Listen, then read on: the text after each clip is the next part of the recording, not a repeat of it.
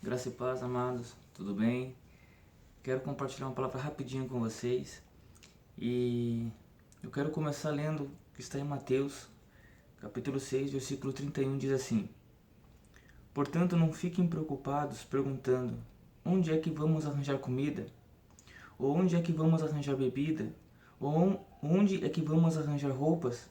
Pois os pagãos é que estão preocupados procurando essas coisas. O Pai de vocês, que está no céu, sabe que vocês precisam de tudo isso. Portanto, ponham em primeiro lugar na sua vida o reino de Deus e a sua justiça. E Ele lhes dará todas as coisas. Eu quero trazer um paralelo. Eu quero comentar um pouco sobre a justiça de Deus. Eu quero que você entenda já de início, a nossa justiça não é a mesma justiça de Deus. E muitas vezes é complicado, é difícil nós entendermos um Deus justo, nós vermos um Deus soberano, quando nós olhamos para a nossa nação, como funciona a nossa justiça, então nós ficamos frustrados, decepcionados, porque nós não conseguimos entender essa justiça. E eu quero ler aqui na prática, né, na teoria, como funciona a nossa justiça. Qualidade do que está em conformidade com o que é direito, maneira de perceber, avaliar o que é direito, justo, o reconhecimento do mérito de alguém ou de algo. Na teoria, essa é a nossa justiça. Porém, na prática, né, quando nós olhamos alguns casos, quando olhamos algumas situações, quando olhamos, né, como funciona no nosso Brasil, na nossa nação, nem sempre isso acontece. Né? Existem leis, existem processo, existe tantas coisas, e quando nós olhamos num todo, nós vemos que, ou nós achamos que o nosso Brasil é um país injusto, as pessoas são injustas. Mas já parou para perceber algo? Que quantas coisas aconteceram com você no seu passado, lá atrás, que ao olhar o momento, né, na situação, você se achava que estava sendo injustiçado. Meu, isso não é justo, não é justo para mim, não é justo para minha família, não é justo para o meu ministério, não é justo no meu trabalho, não é justo nos meus estudos. E depois de um tempo, depois que a situação passou, você olhou e sempre aprendeu algo. Te fez crescer, te amadureceu, te fez refletir. E em alguns casos, você olhou para trás e falou, cara, não era injustiça. Eu precisava passar por esse processo, eu precisava aprender algo, eu precisava crescer, eu precisava passar por essa situação. Então, quando nós olhamos a palavra, né, Deus, né, o próprio Deus falando que não se preocupem com o que vocês vão vestir, com o que vocês vão comer, com o que vocês vão beber. Busquem em primeiro lugar o reino de Deus e a sua justiça. Né, eu senti muito forte no coração de gravar esse vídeo, ainda mais no momento que nós vivemos hoje no Brasil. Né, tantos escândalos dentro da igreja, né, pessoas famosas, pessoas reconhecidas, passando por momentos, situações, e aí entra num questionamento, fulano não representa a igreja. Nós vemos pastores, nós vemos missionárias, nós vemos líderes, nós vemos tantas pessoas de grande influência na igreja brasileira, sendo alvo de crimes, corrupção, mentiras. E aí nós entramos no nosso julgamento, no nosso modo de pensar e dizer que essa pessoa, o fulano, o ciclano não me representa. Só que nós usamos medidas diferentes quando nós estamos envolvidos, quando nós passamos por uma situação assim. O que nós falamos? É um trabalho de Deus, né? Eu acabei errando, eu vou buscar mais. Ou quando nós temos o nosso pecado escondido, o nosso pecado está aqui, só eu e meu pecado. Então, não tem problema, eu vou responder isso com Deus, é minha santidade, é eu que vejo, eu que vou viver ela, eu que vou viver a consequência dela. Então nós não vemos tanto erro, nós não levamos isso para cima, para frente, nós não nos importamos tanto. Mas quando é o próximo, quando é alguém, não, fulano não viveu o verdadeiro evangelho, a pessoa não entendeu o que é o cristianismo, a pessoa não teve uma vida com Deus, sempre viveu uma vida de máscara, nós julgamos.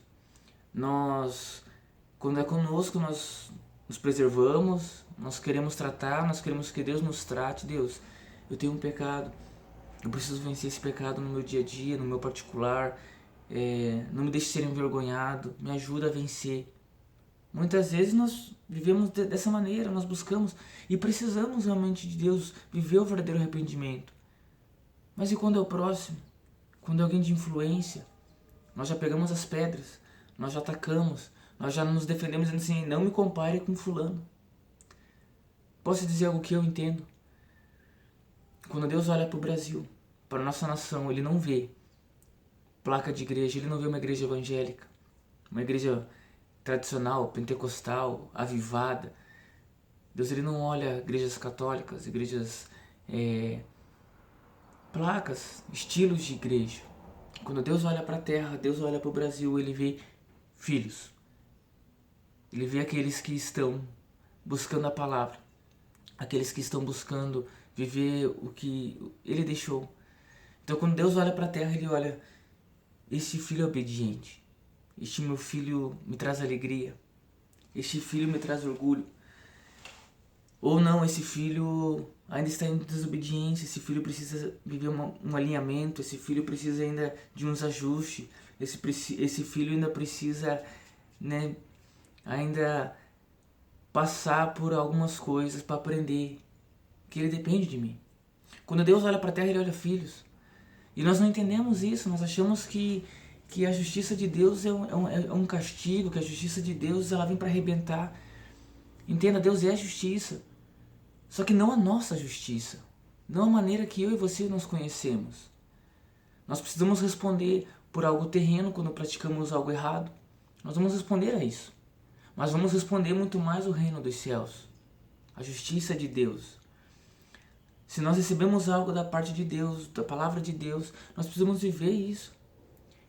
Está sobre a nossa mão, a nossa responsabilidade, o ministério que Deus colocou sobre mim e sobre você. Então toda vez que Deus colocar algo em seu coração, quando Deus colocar um projeto em seu coração, quando Deus colocar uma palavra em sua vida, um direcionamento, viva isso. Vá para cima.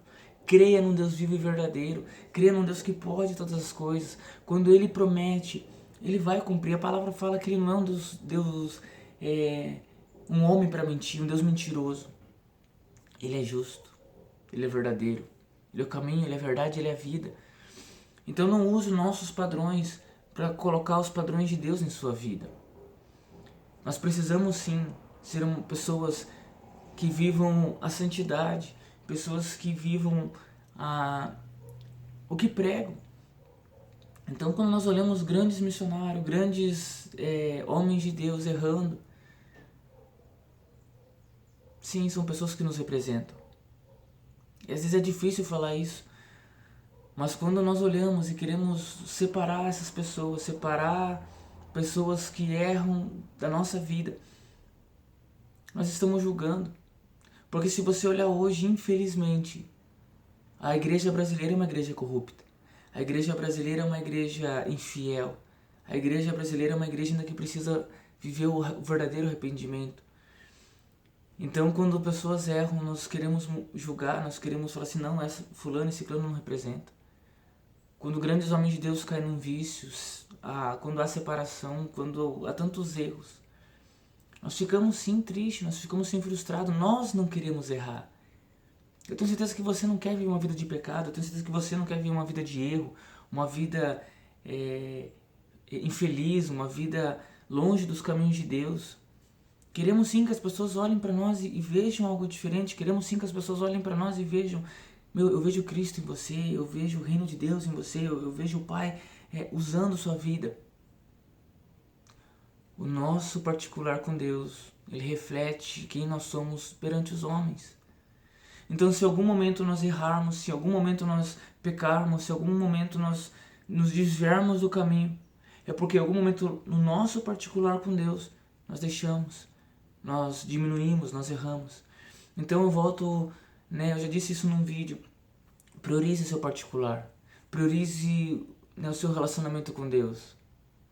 e que você não sirva de escândalo, mas muito mais que isso, que você atraia a justiça de Deus, que você viva as promessas de Deus para sua vida. O que Deus tem para nós é algo tão grande que muitas vezes nós não conseguimos enxergar porque nós achamos que não é justo Deus me usar porque existem pessoas que estão pagando um preço muito maior do que eu.